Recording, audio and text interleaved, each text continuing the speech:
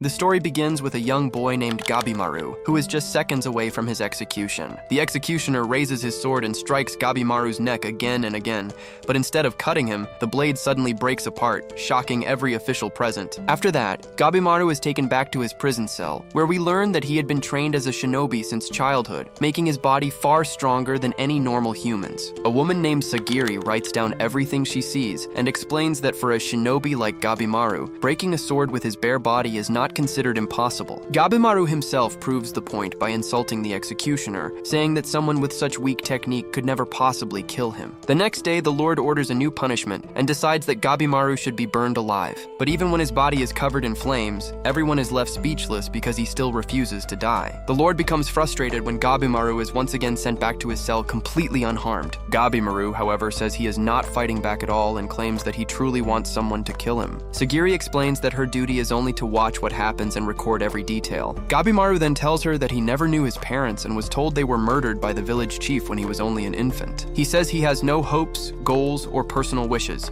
because shinobi are raised for one purpose only, to kill whenever they are ordered. We also discover that Gaabimaru was captured after his own allies betrayed him when he attempted to abandon the village. He is convinced the village chief arranged everything, because no shinobi is ever permitted to leave that place alive. On the following day, the Lord chooses an even more violent method and orders bulls to rip Gaabimaru's body apart. But when the execution begins, Gaabimaru defeats the animals effortlessly, as if they are no threat to him at all. Sagiri notices that he keeps surviving and asks him why he wanted to leave his village in the first place. Gaabimaru tells her that he was the most powerful member of his clan, gained the chief's trust, and was even married to the chief's daughter. Even then, he says he became tired of his wife's pure and innocent nature, which is why he asked the chief for permission to walk away from the village. That single choice is what eventually led him to this prison. Later that night, one of the men observing the case warns Sagiri to be careful around Gaabimaru, calling him a hollow man who killed 20 people before he was captured. But Sagiri begins to doubt that description, questioning why a person with no emotions would struggle so hard to survive and kill so many people. Inside his cell, it becomes obvious that Gaabimaru has actually been resisting every attempt to execute him, even if he keeps denying it. Still, he makes up his mind that everything will finally end the next day. For his next execution, he is thrown into boiling oil, but once again, he somehow survives the punishment. This makes him question himself,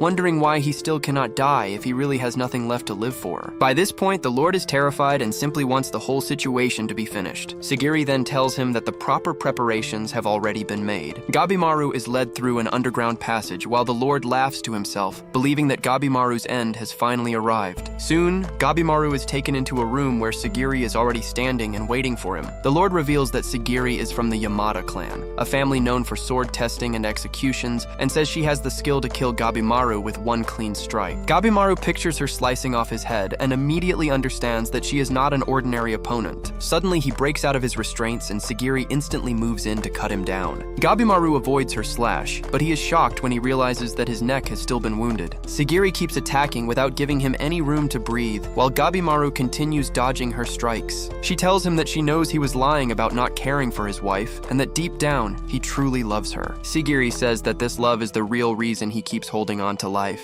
Gaabimaru slowly begins to understand that she is right. As he thinks back to the time he spent with his wife and how she changed him into a gentler person, he picks up a sword and starts fighting back against Sagiri. She asks him why he continues to deny his real emotions and lie to himself. Gaabimaru answers that she could never understand the world he came from, claiming once again that he has nothing inside him. But in his memories, his wife tells him the exact opposite, saying that he is not empty at all. While holding him softly, she tells him that he is a kind person, because he was the only one who never looked at her scarred face with disgust. We then learn that in Gaabimaru's village, boys are raised to become killers, while girls are valued only for giving birth. The village chief wanted his daughter to accept that fate completely. Because of that, he burned her face so she would stop hoping to live like an ordinary woman. Even after such cruelty, she tells Gaabimaru that the human heart cannot be broken so easily. Gaabimaru then reveals that what he truly wanted was to leave the shinobi life behind and live a quiet life with his wife. He confessed this wish to the chief, and that is the real reason his own people turned against him. Back in the present, Gaabimaru keeps fighting Sagiri, and his attacks become stronger, forcing her to struggle more against him. He says that no matter what happens, someone like him can never live as a normal person. But Sagiri refuses to accept that, and shows him an official pardon that could wipe away all his crimes and put him under the protection of the shogun. There is only one condition attached to it. Gaabimaru must travel to the underworld. This leaves Gaabimaru confused. So Sagiri begins explaining the existence of a strange and beautiful place known as Shinsenkyo. This place had only been discovered not long ago, and people believed that somewhere within it existed the elixir of life, a medicine capable of granting immortality. Because of that rumor, the shogun sent a group of men there to search for it. However, one day a boat came back completely covered in flowers. When the boat was examined, they discovered a corpse inside it as well. After learning about this, the shogun came up with a new plan. He ordered dangerous criminals to be collected,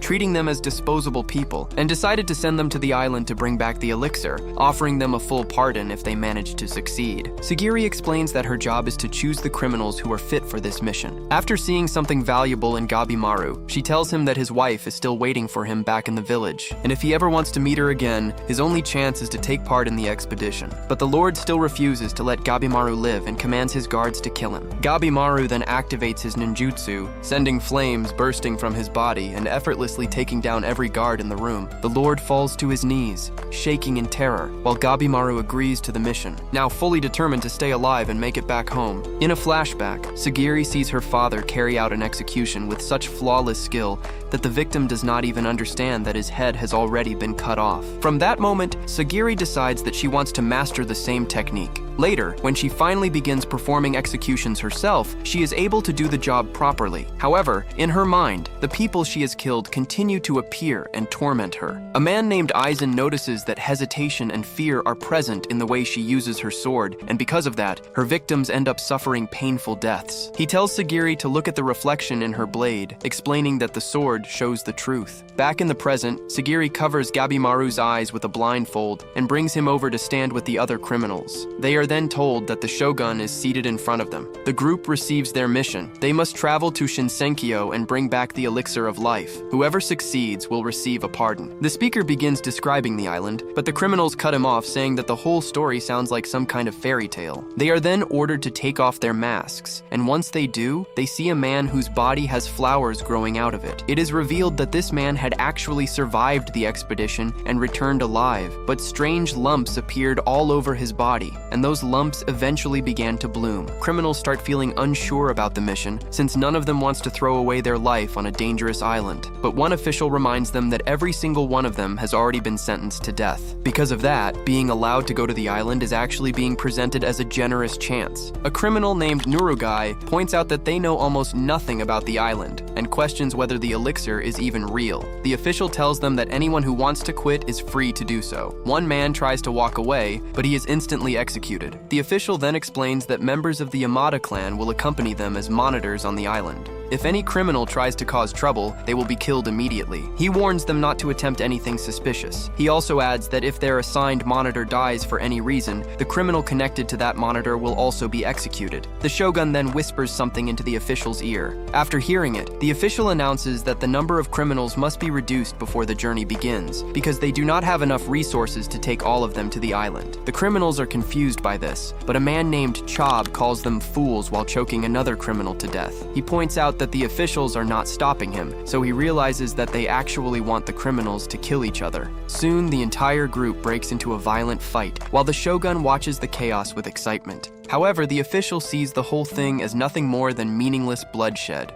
The shogun asks which criminals have the most remarkable abilities, and the official begins explaining who they are. He says that the most important one among them is Gaabimaru, but when they look toward him, they notice that no one is even trying to attack him. Aizen sees how the brutal scene is affecting Sagiri and tells her that things will be far worse once they reach the island. Because of that, he questions whether she is truly capable of handling this duty, believing that she is not suited for such work. Aizen tells her that she should simply live peacefully in her mansion instead. Sagiri replies that she would have done that if such a life had been possible for her. In another flashback, Sagiri is shown running away from bullies who mock her family because they earn their living by taking people's lives. But one day, she picks up a sword and looks into its reflection. Through the blade, she is able to see the spirits attached to it. Back in the present, some of the criminals begin thinking about escaping. They rush towards Sagiri, believing she will be an easy person to overpower. Aizen watches and wonders whether she can actually deal with them. But Sagiri has already accepted her role as an executioner. She quickly defeats them without difficulty,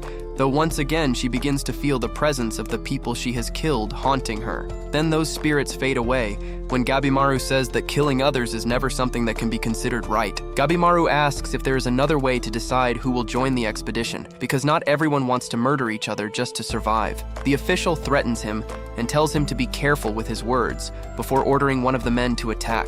The man throws a stone at Gaabimaru, but Gaabimaru avoids it with ease. Gaabimaru tries to settle things through words, but the criminal refuses to listen. Because of that, Gaabimaru is left with no option but to kill him, since he needs to stay alive. As he walks toward the man, Gaabimaru says that he is about to carry another burden. He then begins cutting down the other criminals with such savage force that even the shogun becomes disturbed by what he is seeing. Sagiri looks at Gaabimaru's reflection in her sword, and through it she sees countless souls surrounding him. However, unlike her, those spirits do not seem to trouble him at all. So, Sagiri understands that what she truly needs is not to erase her fear or hesitation, but to gain the strength to carry the weight of every life she has taken. The officials then stop the fight and announce that the selected criminals will be joining the expedition. It is revealed that the 10 criminals chosen for the mission are the same ones who possess the most unusual and dangerous abilities. They all board a ship, and as they slowly approach their destination, the mysterious island finally comes into view. And with that, this episode comes to an end. Like and subscribe to stay tuned for the next episodes.